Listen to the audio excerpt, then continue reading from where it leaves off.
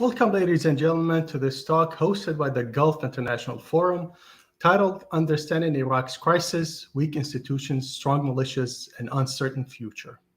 As you might know, several rounds of negotiations to facilitate the formation of the Iraqi government has failed in bringing to light a new cabinet in Iraq. The result, a year after the elections, is a political deadlock that transformed to a fighting between Shia factions. This development in the political scene brought the country to the brink of a civil war and continues to threaten the very foundation of the political system. This crisis is also evolving amidst compounding factors such as water scarcity, dire economic conditions, and several other problems that are facing the Iraqi state. So how are we to understand the motivations of the political parties? Will Iraq be reformed? What are the possible scenarios in the near future? Joining me, three excellent experts on the topic at hand to help us understand the current crisis and where Iraq is heading. We have Rasha Al-Aqeedi, the Middle East Deputy Editor in New Lines Magazine. Dr. Shahla Al-Kli is a non-resident scholar at the Middle East Institute, and also Zeidon Al-Kinani, a non-resident fellow at the Arab Center in DC. I will start with Rasha. Rasha, would you please give us your perspective on the recent developments, the Shia split? How would that affect other segments of the Iraqi society? And how will that affect the independent candidates? Thank you so much, Dr. Mus'ab, for the introduction. Before we talk about the events that are currently ongoing, we need to kind of step back and go back to 2003, because a lot of the conflict and the inter-struggle that is happening today is a result of unsolved conflict that started in the immediate aftermath of the collapse of Saddam's regime in 2000 and 2003 with the U.S. invasion. So there has been this kind of innate a distinction between the two and division in the Shia house, or as they call it, al-Bayt al-Shia, from the early beginning, and between the factions that were in Iraq during the period of the 80s, 90s, that sort of to some extent tolerated the Ba'athist regime and did not leave the country, and between the others that have been long part of the opposition that was in Iran and then later formed in Iran, like Dawah Party, the Higher Council for the Islamic Revolution, and then later started operating from different places in London or in Paris or in Washington. And upon their return to Iraq after the fall of the regime, almost immediately, let's say April 10th, when Sayyid Abdul Majid Al-Khou'i was assassinated allegedly by supporters of Muqtada Al-Sadr. Now that has never not been proven, but also there has never been a thorough investigation towards this. No one was ever charged with his murder. But we find that the initial discord started from there. And it never really was resolved. But what happened at the time is that there was a higher goal between these factions. They had more shared interests, and that was securing the government, making sure that another Ba'athist rule would not return to the country. And at that time, between 2003 and up to some extent till today, though it's in a different context, but Ba'athist and Sunni was kind of used interchangeably. So the core interest at that time was guaranteeing that it would be a Shia majority government, and that would be the rule, with no chance for Ba'athist to kind of return to any sort of government ruling. And there was an alliance with the Kurds that was quite the convention for the first several elections. And that did continue, and it seemed to cover up on this discord between these groups. Now, during this time, there was not necessarily 100% peace. In 2006, 7, up until 10, we would hear from time to time that supporters of Sadrist would have conflict all the way up to armed conflict, and there were even deaths involved between factions who were part of Jaysh al-Mahdi and then split from them and became relatively more aggressive, and I don't want to say pro-Iran, but relatively had a different political view that was more sectarian sort of in nature. And we would see these small struggles that were not at a very like mass, not at the micro level. It was very small, but not at a macro level. We would not see them looking at they did not impact the whole political compact of Iraq at the time. But this discord started showing more after following the fall of 1/3 of the country to the Islamic State and the formation of the popular mobilization groups.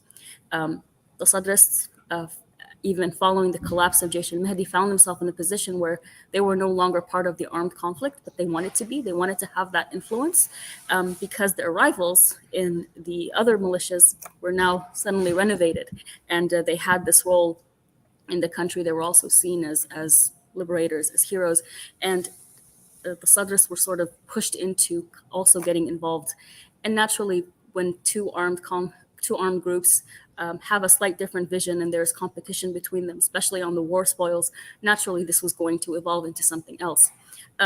The popular mobilization forces also were under supervision from highly, let's say, professional individuals who had been both on battlefields throughout the modern history of Iraq, and also they had been in part of the political agreement and system since 2003. So they knew how to maneuver between both. They quickly created a political wing, and that got into government, that allied itself with different factions, and they became undisputable a part of the Iraqi political system, and to some extent without any close competition. Once that happened, the shared interest at the time of maintaining power amongst the Shiites was no longer the primary goal because there was no rival. The idea of a Sunni power that would replicate Saddam or the Ba'athists in a way has pretty much completely vanished.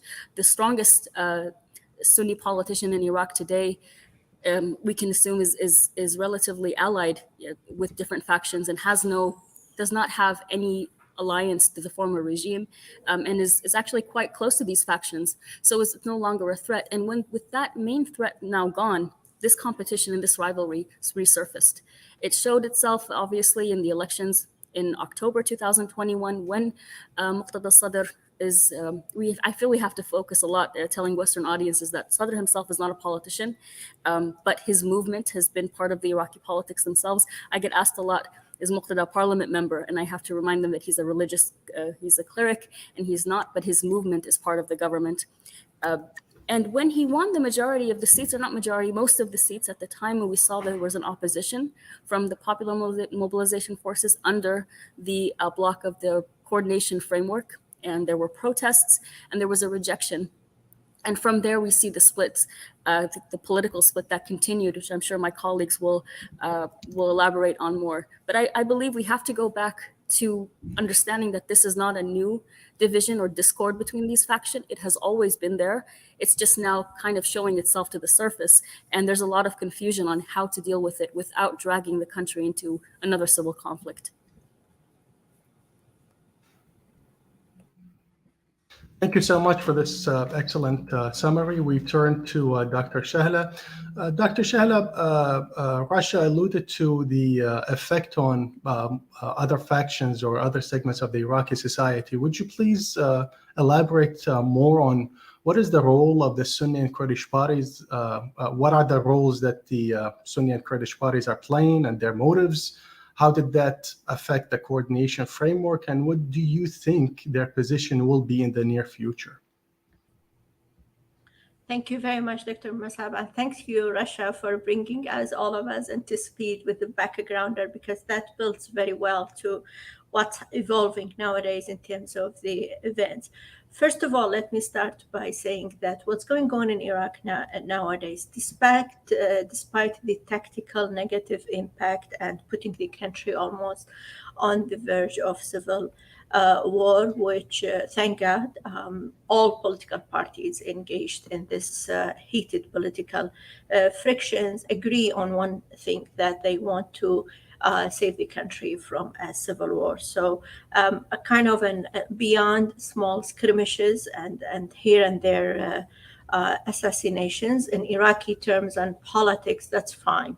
That's mild. That's a simmering conflict. But my point is that everyone agrees that a full-fledged civil war is avoidable in Iraq and cannot happen.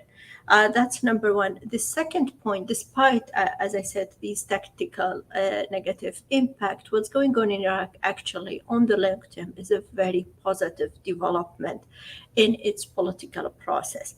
As Rasha mentioned, since 2003, these factions and these issues are emerging, and it's showing in certain components more than others. For example, the intra-Sunni political fragmentation started from day one and materialized more after the elections in 2010, and so on and so forth.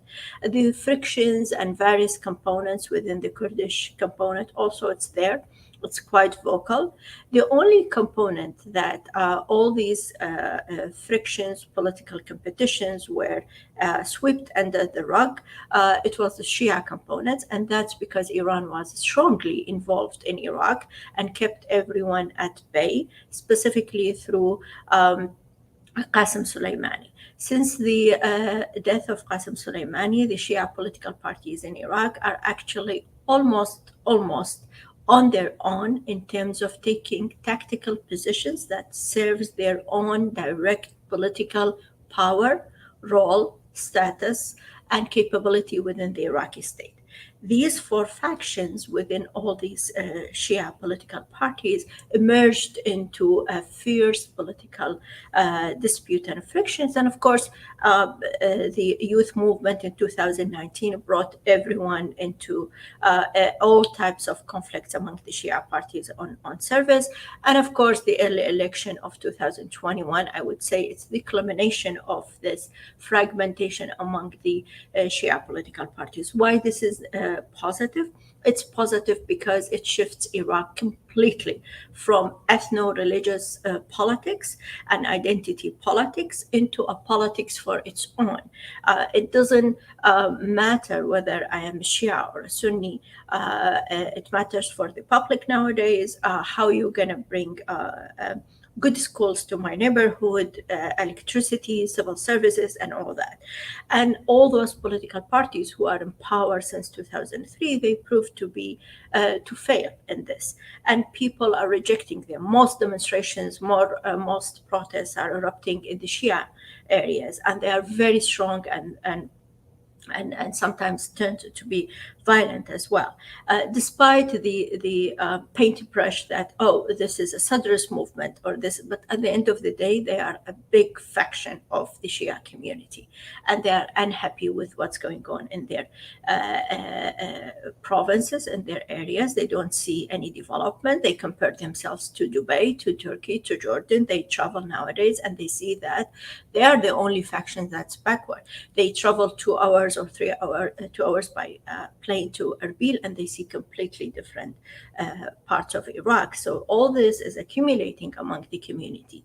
In a nutshell, this is a positive development of political process in Iraq. How the Shia, how the Sunnis and the Kurds are seeing this, it's of course positive for them because they've been fragmented, and we all remember 2010 and how the Iraqi list been peeled out step by step in a way, fragmented, and Ayad Alawi was left alone. So it's almost the cycle comes back. Nowadays, the Sunnis and the Kurds in public, in strong statements, they keep themselves at bay in the middle. They don't tilt right or left with any Shia political party, but actions, voting at the parliament shows that there are some Kurdish political parties tilting a little bit towards the Sadrists and others tilting towards the coordination framework. And that goes the same for the Sunni. Even the Kurds are divided.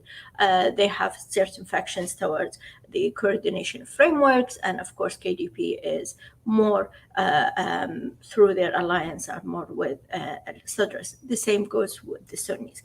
Overall, if we look at the bigger picture in Iraq, in 2 or 3 years from now, let me correct myself, in 2 or 3 elections from now, we will not see these big coalitions. We will see political parties by themselves, within their own right, size, constituency, power. Because what we have in Iraq, it was an anomaly. There were political parties that operating and gaining parliamentarian seats, outside or bigger than real constituency, real size within the Iraqi society. And that's important development within the Iraqi politics. Hopefully, it will continue to be frictions, competitions within the political process itself, doesn't evolve into full-fledged violence, but we have interesting few months to come. Thank you. Thank you so much, Dr. Shahla, for this outstanding analysis. Now we turn to Zeidon Al-Kinani. Zeidon, can you please talk about the legal perspective? How can the parliament be dissolved according to the Iraqi law and constitution? And what is the role played by the political parties in creating this legal crisis? Thank you, Dr. Massaab. Recently, we started witnessing a new development in this internal group political competition or competitions, as rightfully mentioned by Dr. Shahla. It's also an intra-Kurdish political competition and not just an intra-Shia rivalry, which has prevented us from witnessing a governmental formation for the past few months.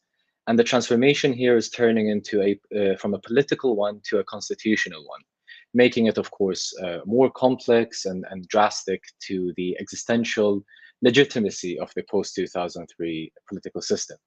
For many months, Muqtada Al-Sadr, who failed to form a national majority government, considering himself presenting the bloc with the highest number of votes from the October 2021 early elections.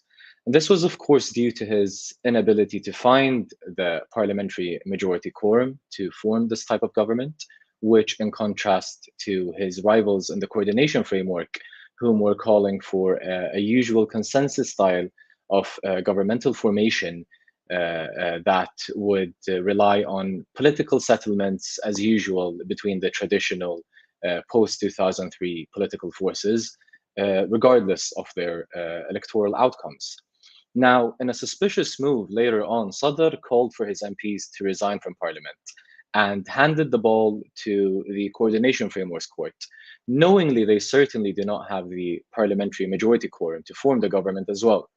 And yet his act was a unilateral one and did not receive the follow by his Kurdish and Sunni allies in his trilateral coalition, which seemed to be strong early this year with KDP and the Sovereignty Bloc. And many observers viewed that Sadr did not appreciate that the political process was prepared to move on without his involvement. And this perhaps pushed him to exploit an already existing public anger and protest movement methods by calling for the sit-ins and protests around the Green Zone and the Parliament's building, which of course caused a major public disorder to the political system.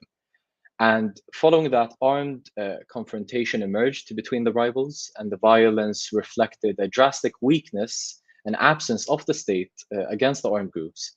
And it also spread a fear of a possible political elitist Shia conflict. And by political elitist, we mean it clearly being a political dispute between two political sides that do not necessarily represent the majority of ordinary Iraqi citizens from different Shia majority areas. And now, following several postponements, the Iraqi Federal Supreme Court finally met to discuss the complaint and case that was raised by the Sadrist Movement regarding the parliamentary dissolvement and early elections, and which was, of course, based on the Sadrist rationale that was justified by the fact that the parliament lost its constitutional legitimacy since it failed to elect a president, a prime minister, and form a government within the constitutional period earlier this year. Now, specifically and regarding the court's constitutional ability or power to dissolve the parliament, there is no specific law regarding the federal court's power to do so. However, Article 64 states that the parliament can dissolve the parliament can dissolve itself if requested by 1/3 and then voted by 2/3 of the parliament, which is a number that both the Sadrists and their allies, and against the coordination framework as well and their allies, failed to achieve in order to form the type of governments they were separately promoting for. The constitution also allows the prime minister and the president to approach the dissolvement of parliament. However, the issue here is that both Prime Minister Kadhimi and President Saleh are in caretaker positions, meaning they do not have the right or power to do so. Therefore, the dilemma here, in short, can be that the dissolvement of parliament and calling for the early elections as requested by the current political deadlocks, if you may, strongest player, Muqtada Al-Sadr, cannot be constitutionally arranged by either the court as per the constitution, nor the parliament due to the previously mentioned lack of a majority, and nor the prime minister and president due to their limited powers. And also, even if any of the previously mentioned sides did have the right to do so, it will cause them challenges of being questioned by the public opinion regarding the courts being politically pressured or biased towards one side of the spectrum, which could be the Sadrist movement in this case. And there are many speculations from the public opinion regarding the politicization of the court. And when the Supreme Court, ruled out the Sadrist case and explained in a long statement the reasons behind its inability to do so, caused a major pause and relative, if you may, calmness, in contrast to the escalating sentiment that overshadowed the political discourse between the Sadrist movement and the coordination framework. And of course, the judiciary is the last institution any of the political forces would want to challenge in an assumed democratic system, including the Sadrist movement, despite its overarching influence. And the current silence, we could say, which is the silence before the next storm, is either negotiations between rivals to find settlements to resolve the current crisis, or separate planning and preparations by each side of the spectrum, mainly the Sadrist, to find alternative ways to overcome the constitutional or political limitations. Now, the court's rule out of the case to dissolve the parliament ended the constitutional debate and dilemma, and the political issue is now back to the party politics negotiations and considerations. And it is expected that the upcoming October 1st, which would be the third year anniversary of the October protest movement, which initially led to the resignation of an entire cabinet and created an electoral amendment and the early election, which we previously witnessed in October 2021. And many political forces of the October protest movement are promising to re-emerge due to the government's, or to be more precise, due to the political class continuous failure in providing a political alternative that would tackle issues such as corruption, unemployment, political violence, and shortcomings to, public services, public goods, education, healthcare issues, as mentioned by Dr. Shahla. And it is also expected that the Sadrist movement would attempt to overshadow its influence over the protest movement, despite Tishreen or October protest movement's awareness and hesitance and warnings from the Sadrist involvement due to its involvement in most of post-2003 Iraq's governments. And my final point here would be that it's worth taking a step back from the recent events and the expected ones in just over a week from now, and start noticing how the long-term implications of the October protest movement became apparent and effective. One of the major demands that we shouldn't forget from the October protest movement was an overhaul of the entire political system. And it was met with a minor electoral amendment that unfortunately still paved the way for a governmental formation under the umbrella of the same ethnic sectarian quota distribution known as the Muhassasa.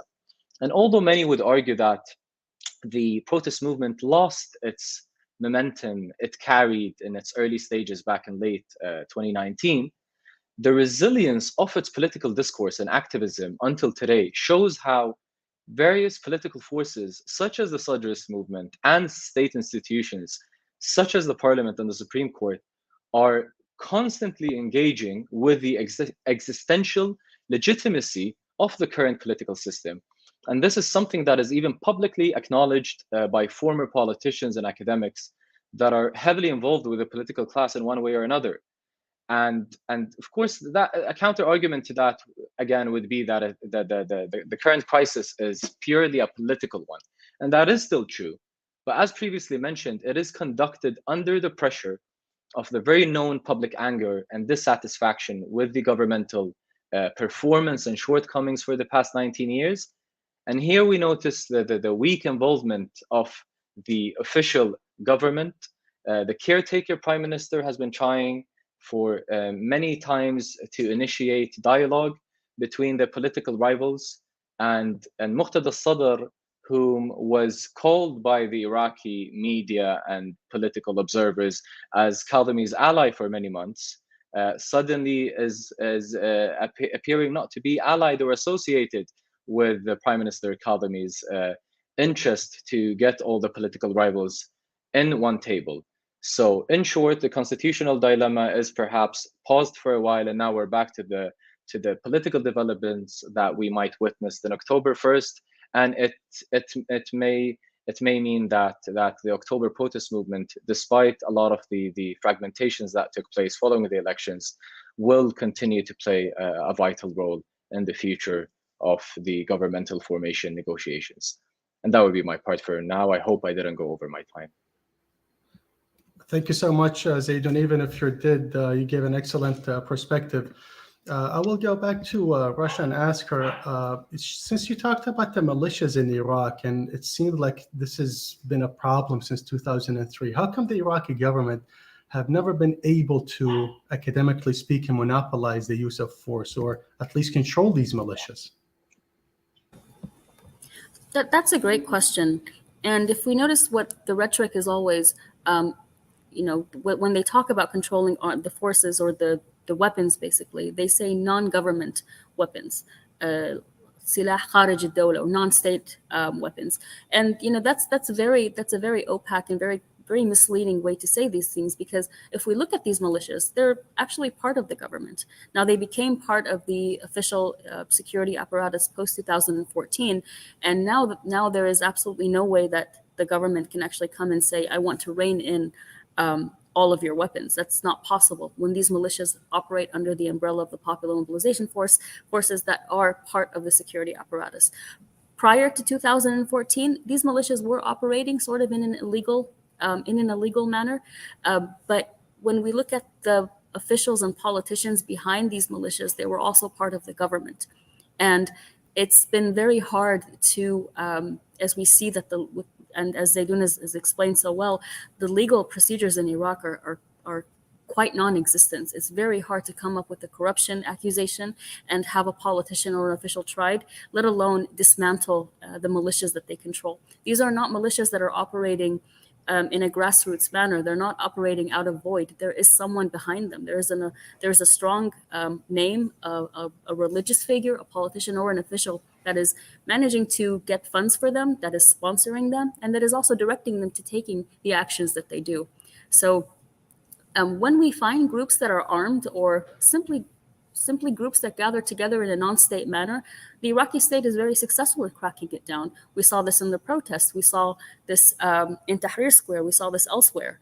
And we've seen this as well in the protests that happened in the Sunni areas, in Hawija, which led eventually to a massacre. Anytime there is an accusation or just a suspicion of someone having some kind of weapons, the government can do, but can crack down on that and can dispose it. But not when there are officials or influential people in Baghdad that are behind these groups. That's the difference. I go to Zeidon now. Zeidon, the big elephant in the room here is Iran when we're speaking about the militias. So it's a two-part question for you. How much does Iranian support matter in that regard? And how much Iran's influence is also affected by the current crisis?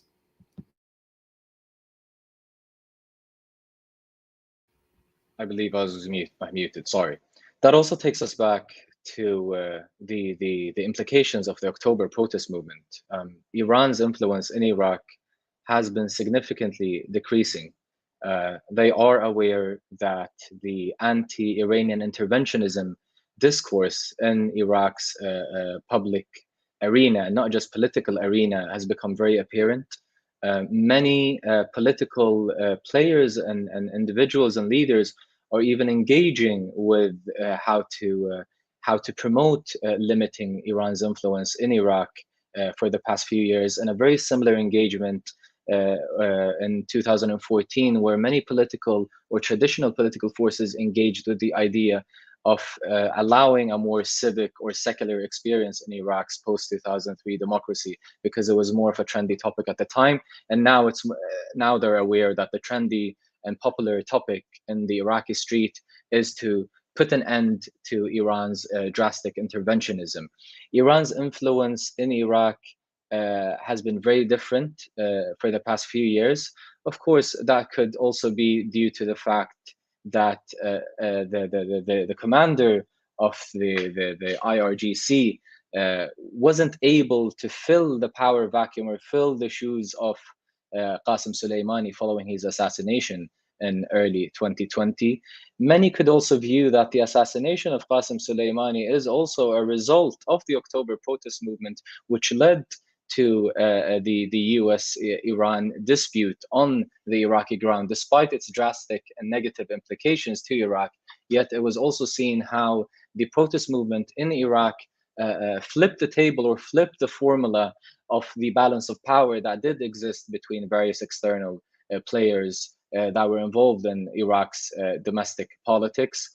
Iran, however, as much as it has attempted to empower and try to maintain a relative division within al-Bayt al-Shi'i, as mentioned by Rasha.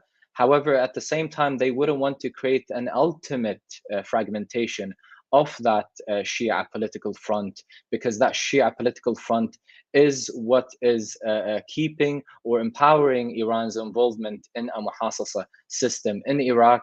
And that is being very well noticed now, where Muqtada Al-Sadr, whom himself is a very strong veteran of the post-2003 political order, is exploiting, due to his awareness of the public anger, especially amongst the Shia majority provinces in Iraq, aware of the public anger towards the Iranian influence in Iraq. There is an overarching anger towards the political system and the political and governmental failure in Iraq, and that includes corruption, militias, especially militias affiliated with Iran, governmental shortcomings to public goods, security, political violence, and Iran is a part of that focus that the protest movement is focusing on. However, it's been very clear that Iran's role in trying to maintain a unified Shia house has been very less significant than it has been in the past few years. And we're even noticing that Iran is not even able to create a unified approach within the coordination framework, which is claimed to be fully affiliated with Iran, despite the involvement of various Shia political forces that have been much more distant from Iran's interest and agenda in Iraq, in contrast to others. That would be such as former Prime Minister Haider al-Abadi and Ammar al-Hakim. Thank you so much. So Dr. Shahla, accordingly, at least the Shia house it's going to be split for at least a short term. What about the other political players, the differences between the Kurdish parties and the unity between the Sunnis? Is that long term as well? Do you think that it's going to be affected in the next elections? Are these understandings strategic or not? What is your perspective on that?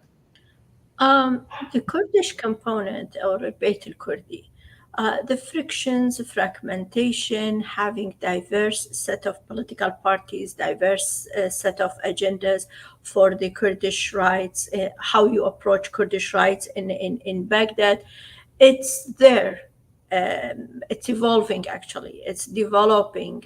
Even prior 2003 and after 2003. Specifically, things started to, let's say, the major two political parties have started to have their own way parted after the death of Jalal Talabani, the head of PUK. And then within PUK, there are many fragmented power bases. KDP still has a very strong and central command. So my point is that for the Kurdish components, and there are other homegrown political parties developing, for example, Al-Jil Al-Jadid. Now, each one has its own agenda, his own track, political affiliation, regional agenda, strategic international vision for the Kurdish cause. But at the end of the day, when it comes to the voting, for example, about the referendum in 2017, even Barham Saleh, the current president of Iraq, who at that time played a role saying, we don't need a referendum now, he voted yes.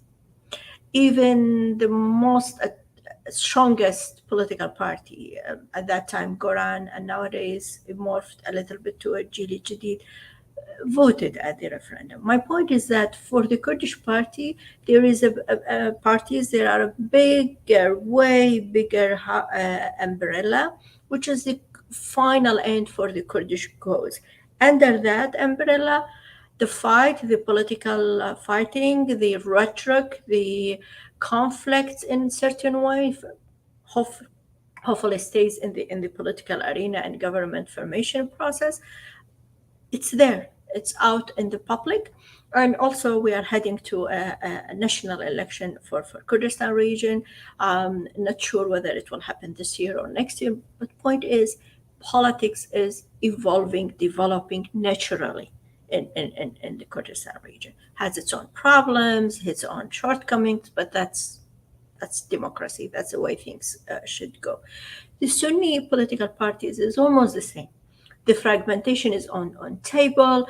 We have several power bases, and every two elections we have a new Sunni leader, a Zaim. At a certain point it was Osama Najafi, then Salim al-Juburi, then Al-Aloosy, then so it's evolving. What's needed in Iraq, it's homegrown political process with homegrown political parties that they operate. They lead a campaign, they are part of a government within their own real size and power and role and status within their own constituency in Iraq, without being inflated because Iran sponsors certain parts on the expense on another part. In terms of the Shia development, it's the positiveness of Tishreen, the demonstrations in October 2019 is that it opened huge doors for Shia homegrown political parties. By homegrown, I mean they emerge out of their own constituencies' demands. They are not being 30 years in London and 40 years in Syria, and they have a cut point. Suddenly they came and became prime minister and took a government position. They are homegrown. Even Tishreen movement or October movement, even nowadays there are many fragmentation because each political parties wants to attract them because they drive legitimacy, as Zeidon mentioned, through Tishreen. And that's another important positive point, that all political parties understand their legitimacy should be driven by community, from their own populace. And the only representation of that, if you schmooze with Tishreen. That's why Sadrist wants to say that we support Tishreen, and the others saying, and other Tishreenis were attracted more to the coordination framework. Let it be. Let's have this process homegrown, develop, take its natural way. And as I mentioned, it takes one or two elections so that we have a new political parties within the Shia components, or new maybe political parties within the Kurds component and Sunni component. Let the political process in Iraq has its own time to mature within this democratization process that we have in Iraq. Thanks. Thank you. Rasha, how do you assess the Tishreen movement? We talked about it briefly. Zeidon and Dr. Shahla, they both talked about it. How do you assess it? How do you assess their performance? Are they here to stay, or are they just a fad? Because there have been some splits within this movement, or at least those that are represented in the Iraqi parliament. I just want to start by thanking Zeidon to pointing out that the relevance and importance of Tishreen movement, because the series of events that led to the assassination of General Soleimani, it was tied to Tishreen, but that's not really mentioned anywhere. And often the implications and the impact of this movement is very much downplayed, especially in Western circles, especially here in Washington, D.C. Talking about its importance is kind of overlooked, but I do agree that it was definitely that series of events and sort of the tit for tat with former President Trump and between the IRGC, because of Tishreen movement and the escalation that happened that led to the assassination. I disagree that it was necessarily disastrous for the country, because it did kind of contain some of Iran's influence. But having said that, Tishreenis are very much aware. They are aware that they are the first political movement that is homegrown as grassroots, as Dr. Shahla alluded to, that have had that impact where they actually forced an entire government to resign. That has not happened in Iraq's modern history. Iraq has not had democracy long enough, but every time the government has changed in the country from the establishment of Iraq back in 1921, it has been through a coup. Most of the times it was a bloody coup that led to deaths of hundreds of people in a very gruesome manner. This was of a peaceful way of a government resigning. They understand they have this power. They have the sympathy of the people. And it was a lot of sacrifices, of more than 500 civilians killed at least. They do understand this, and with this intention of being sort of an opposition group, this is how and why they entered parliament. That was the intention. Right now, they don't have that impact, but for a first attempt in a country where democracy is very nascent and in the political compact of Iraq, it is significant. It will become more significant in next elections, where more of youth decide to join politics, because before the October protest, before Tishreen, there was kind of a white flag when it comes to the involvement of youth in politics in Iraq. They had kind of given up, but Tishreen did breed into this new life that, we do have a chance if we come to parliament and we can create change from within, even if it's through a small opposition or if it's by attempting to influence some of the larger blocs. They also understand that a complete coup and overhaul in the system through revolution or protest is not going to happen. I don't necessarily see that there is a desire to have a confrontation with the security forces once again and put their lives and lives of hundreds at risk as it happened in the past. There's no desire nor appetite to go through that again. However, there is definitely a drive to be more impactful on politics. I agree that yes, there is discord also within the Tishreen movement. Even their leader at some point was kind of ejected. Al-Rakabi, a former pharmacist, was ejected from the leadership because he showed some alliance with the Sadrists. And this kind of division might continue to happen. Whether or not they succeed in influencing these larger blocs from within, that's highly unlikely. But in the upcoming elections, we will see, if not even Tishreen, we will see more grassroots movements coming from the youth, inspired by Tishreen, with the hope of making change. This is also a huge accomplishment for this movement that started out very spontaneously and has really shifted the entire scene of the Iraqi politics over the past few years. As for the movement now, I don't expect to see any massive impact of how things will change. Yes, we can expect Sadrists to attempt to hijack the anniversary that is coming very soon. That will most likely happen. And we also see a few members of the Tishreen movement that have aligned with Sadr, with Muqtada Al-Sadr, or with the Sadrists, at least even verbally, because they see him as the lesser evil in compared to the coordination framework. They're also aware of the role that the Sadrists played in cracking down on the Tishreen movement. That happened several times, not only in Baghdad, it happened in Nasiriyah too. And in Najaf, it was the Sadrists that attacked the protest tents. And during the sit-ins, they're very well aware of this, but they see that he's perhaps a better option to lead the country or to form a majority government than handing it over to the coordination framework, whom they find to be quite the nemesis. And there are also, as Dr. Shahla alluded, members of the movement that find that the coordination framework are perhaps less evil because they were not directly attacked by them, like the Sadrist movement. So once again, I agree completely with Dr. Shahla. As long as these political divisions are homegrown, they're grassroots, they're 100% Iraqi, they don't have any foreign influence, whether it's coming from Iran or coming from the US or from Western states. These are Iraqi divisions that Iraqis can solve. And this is why electoral process is important. My only concern is that when it becomes violent, and we have seen over the past years, even following the protests, when they relatively ended, there were assassinations. That happened. Various names, including high-profile names, activists, researchers, journalists. That is the one concern. But if we look over the scope of the past year, I would say that has kind of toned down. There is relatively more freedom in going out and criticizing. We see these activists based in Baghdad on television criticizing the coordination framework and the militias, and they might be under threat, but thank God, till this moment, we have not seen violence in the form that we did in 2020, 2019. So that is another relatively positive sign. Thank you so much, Rasha. Zeidon, how do you think about the future performance of the Tishrainis? Do you think they will gain more seats in the future if there are any elections in the near future? Or their performance is not going to be as good? What do you think? If I may, Dr. Mus'ab, before answering your question, please allow me to rephrase what I said in response to Rasha. My point regarding the drastic negative implications of Soleimani's assassination to Iraq was in reference to the failed military follow-up plans by Trump's administration.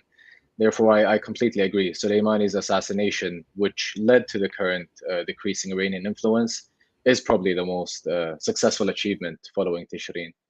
Regarding your question, Dr. Mus'ab, now we cannot predict the future of Tishreen's engagement without looking at how they currently reacted towards the early elections. The boycott camp towards the elections was clearly much stronger and bigger or more overarching than the participation camp. And that is probably due to the fact that the protest movement was still in its early stages where it was redeveloping its political identity. There were many people that were protesting for reforms, whereas there were other people that were focusing on overhauling a political system, whereas others were focusing on the muhasasa more than on the current government. Whereas towards the lead up, in the lead up towards the early elections, we witnessed many mature transformations of different political grassroots movements, as hinted by Dr. Shahla. Many of them, such as Al-Bayt Al-Watani, that is a political party established in Iraq that presented itself as an emerging Tishrini political force that will not participate in the elections, but it will put efforts into establishing itself as a political entity that may perhaps be ready in the future where an alternative would make more sense. And then you would have other protest movement forces that would be more open to the idea of trying to change or create any change within the political system, such as Imtidad, that was established in Nasiriyah, or you had the new generation movement in Kurdistan, in the Iraqi Kurdish region, which, despite it being previously involved in the Iraqi political arena prior to Tishreen, but still was able to present itself as being a part of this revolting momentum against the current political system. There are a lot of conversations about that an upcoming election, if the early elections that took place in October 2021 were to be repeated and the current parliament is to be dissolved, there is a prediction that there will be more participation we will witness perhaps more participation from political forces from the protest movement that did not participate previously.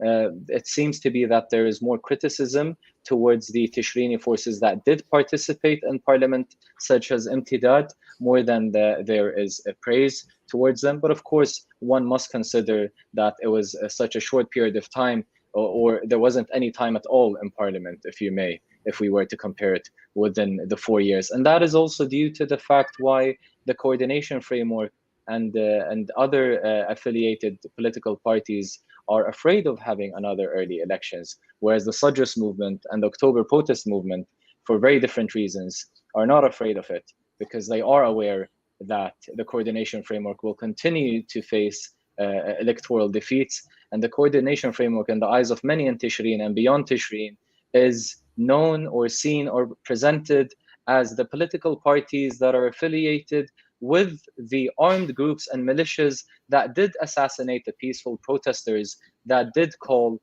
for political economic reforms or an overhaul of a system, and perhaps a rewriting of a constitution that was written under the pressures of occupational forces and traditional political forces that were not necessarily voted for to be involved in the constitution writing and making.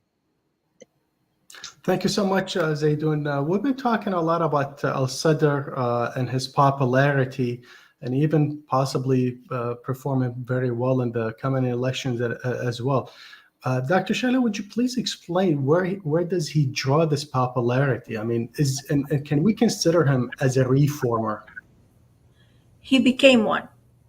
He started first as a mere political competitor after 2003. He was struggling to find his place with gigantic Hizb al-Dawah, Supreme Islamic Council. He was still in a very nascent movement right after 2003. And that's why we see Al-Sadr jumping sometimes. He was fighting the Americans with Iranian weapon.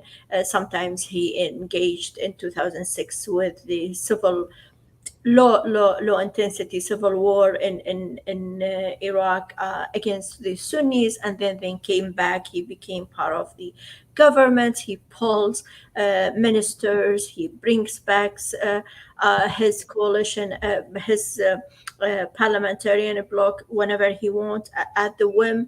So Sadr's agility and nimbleness and very tactical in terms of gaining political opportunities at once. Other political parties, either they are too big, too principled, too ideologue to change and shift this very quickly. He is not. He can change, like the last few weeks when demonstrations happened in Al-Khadra, and he thought he conveyed his message, and there were some after behind the closed door mediation by Sistani's representatives. He shut it down within 60 minutes, even less. My point is that Sadr is agile. The political context in Iraq, the fluidity of the political process in Iraq needs someone like Sadr, and that's why he's always successful. Successful in if compared to the rest of the parties, in that his constituencies are very loyal.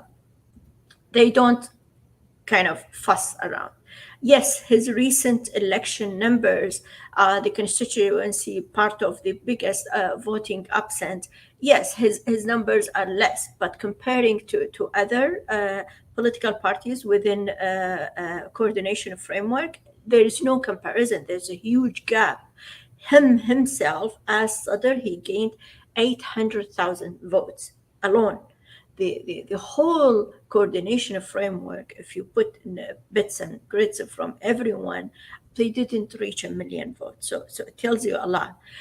He derives his religious status from his father, his family, Sadr family in Iraq. They are homegrown marja'iyya. They are Iraqi Arab marja'iyya.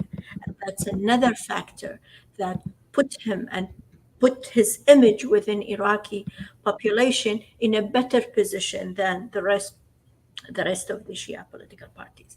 Even Iran's recent move by pushing al-Marja'iyya for Sadr al-Ha'iri to announce his resignation, which never happens in a Shia jurisprudence, and asking his followers to follow Khamenei.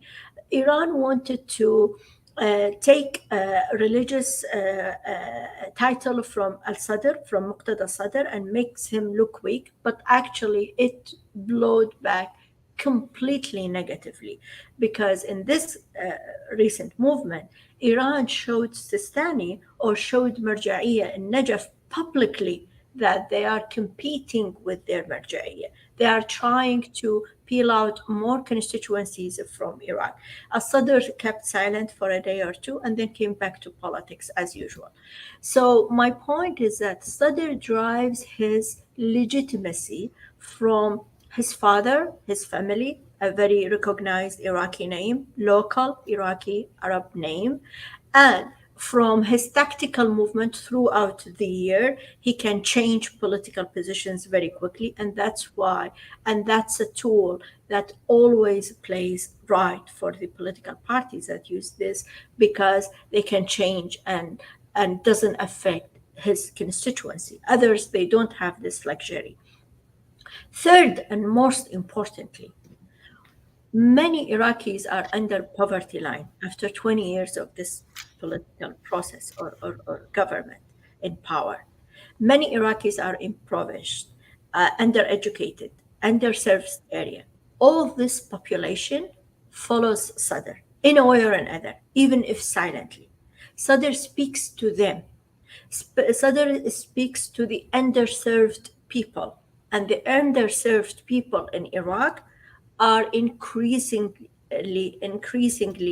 the numbers are increasing hugely, especially the last couple of years.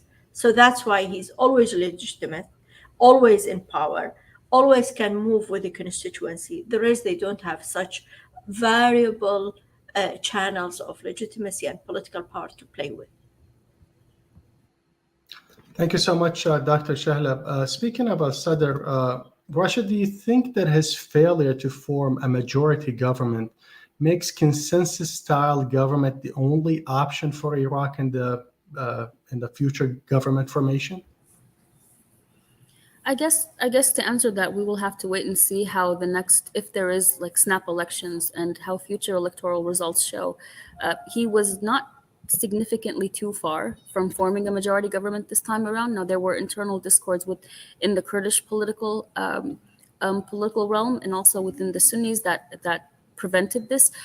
But if a future election happens soon and we see the decrease, an increase in his popularity or votes and a decrease in the coordination framework in their parties, we might see him actually able to do this. The Sadrists have, I think, a better opportunity to form a majority government than others. This time around, it would have been the first time, and that obviously did not work out. But it very much relies on how the elections will play out the next time around. So far, it appears to be the only way that the Iraqi political system knows how to operate, because it doesn't really want to anger anyone, and everyone sort of gets a piece of the cake. I believe there was several former parliament members that literally said this. Everyone wants a piece of the cake and they get this. That has been the way that they've operated. They're not familiar with operating in another way. But as we see that this style of ruling has not worked for anyone's favor, even when Sadrists were in charge of several ministries, we see that they failed miserably in governing. But if they are the majority power, they might be held to more responsibility. Depends on the next electoral results, and also very much on how the current conflict is going to end. What's the end game here? What's the resolution? How will these talks continue? Will they lead to anything? As it's stagnated at this moment, I feel that it's beneficiary for the Sadrist and beneficiary for the Tishrin movement and the different forces that are opposed to the coordination framework. And what we might see also is that when this happens, we need to look at the coordination framework itself. We'll see that perhaps some of the parties involved in blocs that joined the popular mobilization forces will disjoin, and they might join the Sadrists or form their own kind of bloc, which will also have a huge impact on this equation. Thank you so much, Rasha. Final question to Zeidon. Going forward and in such a climate that Rasha described, is reform even possible? Reform is possible from a political perspective if, as Rasha mentioned, that the various political rivals and parties manage to find common grounds and overcome their own separate interests of the future, specifically in reference to the Sadrist insistence on a national majority government and the coordination framework on a consensus style of governance. And of course, we cannot forget and overlook the Kurdish political competition that was also mentioned by Dr. Shahla between the KDP and PUK. KDP feels or is confident enough that it's the right time to create a shift in the balance of power that it has with PUK regionally and federally. However, from a social or societal perspective, it will be very difficult. Reform is seen by the overarching or the general population, specifically by the youth and the protest movement, as a way to buy time for this current political system, which has its existential legitimacy challenged for the past few years. The fact that you had early elections and couldn't even form a government with the very same political parties that have been allied for years and controlling and structuring and drawing the roadmaps for this political system just reflects that it is not just continuously unable to provide better solutions to the country's needs and priorities, but it's also not even able to keep the puzzles together, the party political puzzles that were the only thing that was allowing this corrupt political system to survive.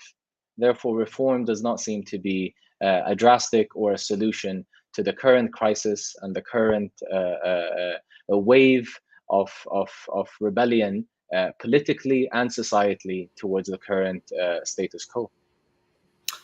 Sorry, I did mention the last question, but I also want to have Dr. Shahla's perspective. In your opinion, is reform possible, Dr. Shahla? Yes, but not now. Reform by itself is a very long-term process. It's sometimes it's strategic in terms of how long it takes, because there are certain strategic drivers that should align in order to say we reformed something. And state building, political process, democratization, it's a non-linear process. We sometimes see ourselves 2 steps forward, but other times we see ourselves 10 steps backward. It's fine. As long as Iraqis can do that with their own capabilities, with their own mature, in terms of civicness, maturity within their own society, instead of intervention of the West, let's say, or US, who wants to fast forward us without taking the natural stages to grow up and into the political process, and instead of Iranian intervention, who always wants to go backward and stay in a very specific type of status quo that serves only the Iranian interest on the expense of Iraq as a state.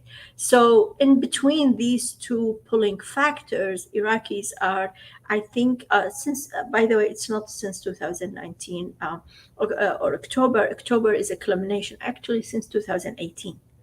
Things started to move tactically forward, slowly sometimes, culminated in October 2019, and nowadays the fruit in 2021. I always say 2 more elections alone away from intervention. That's what it requires in Iraq. Let this process unfold. Maybe Sadr will not be able to form the majority government. I don't call it he failed. He was manipulated because of a deep state influence of the court. The same court that issued 2010 power of interpretation of constitutional article, and then 2 years or 4 years later corrected itself with another interpretation of the biggest electoral bloc at the parliament. My point, this interpretation that blocked Sadr for a while, it will resolve itself.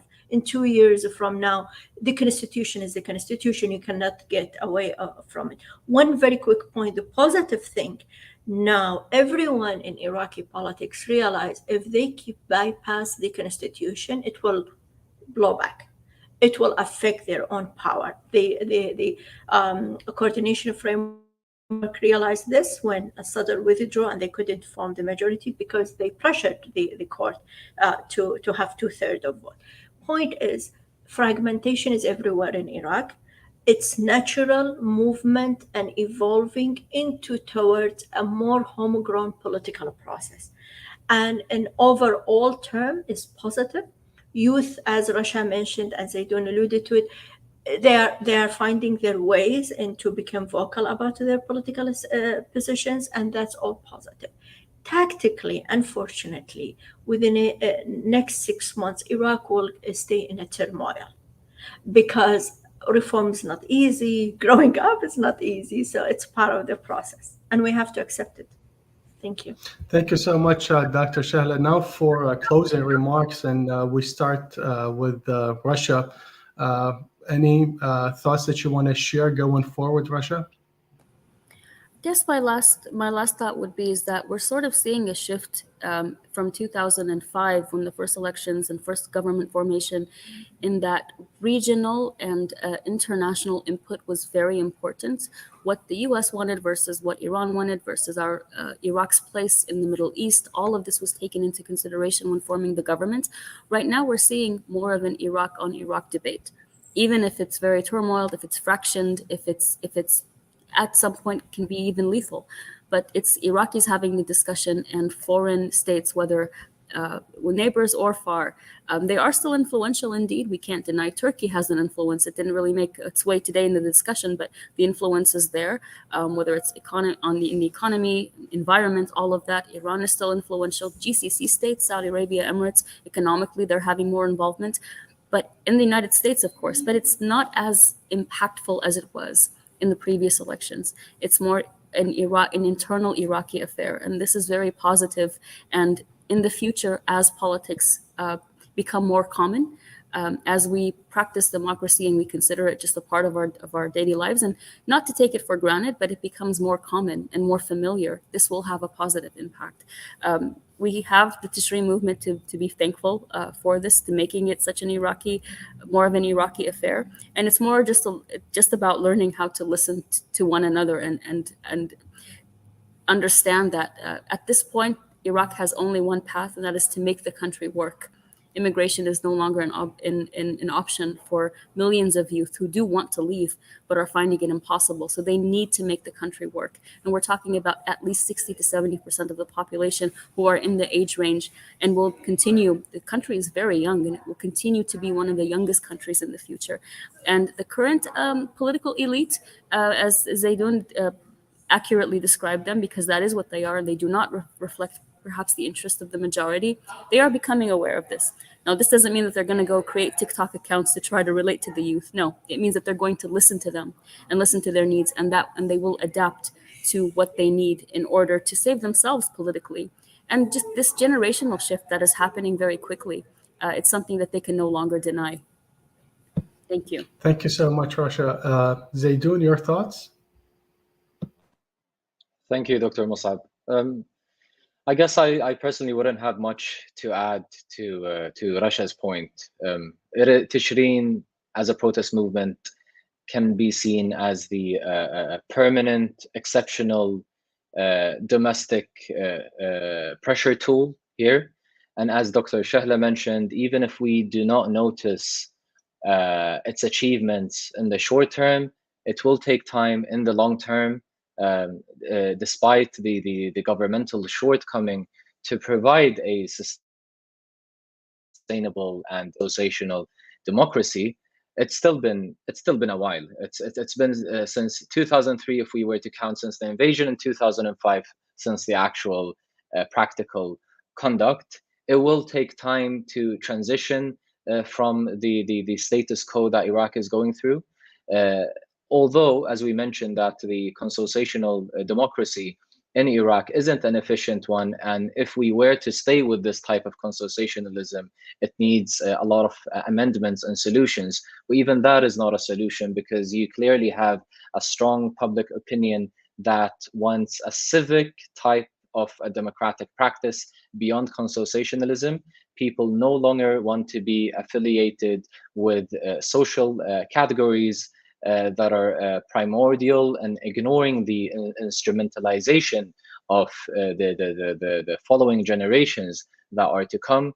This is even witnessed not just within the protest movement, but we're even witnessing these fragmentations within the traditional political forces. The Islamic Dawah Party, that one day we thought would continue to dominate the Prime Minister's office, finally witnessed a fragmentation within that political party, or historical political party that even existed way before 2003.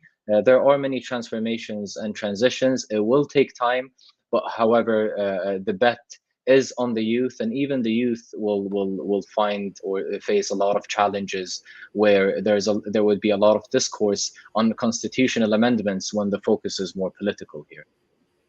Thank you so much, Zeidon. What about you, Dr. Shahla? Any final remarks? Actually, I don't have much to add to Rasha's and Zeidon. It's exactly the same thoughts. I bet on the youth. I see all what's going on in Iraq. It's tactical turmoil, but on the long term, Iraq will reach a kind of a more political stabilization that suits Iraq, suits Iraq's constitution, and suits Iraq's context. Thank you. Thank you so much, Dr. Shahla. Many thanks to the outstanding analysis by all the participants. So thank you so much for being here, and thank you so much for watching. And of course, thank you so much for the Gulf International Forum for having this panel. I hope you have a great day ahead of you. Thank you all.